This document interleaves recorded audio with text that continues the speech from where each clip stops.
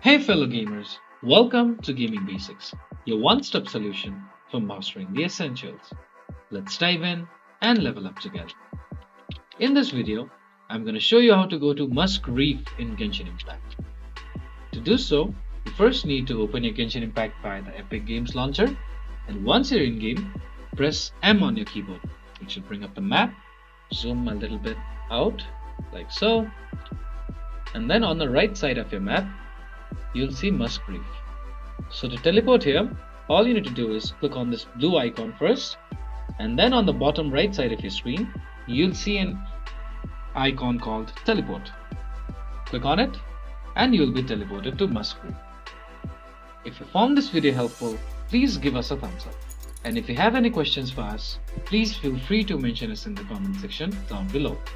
Also, don't forget to hit that subscribe button and ring the notification bell, so you never miss out on our latest guides and tutorials.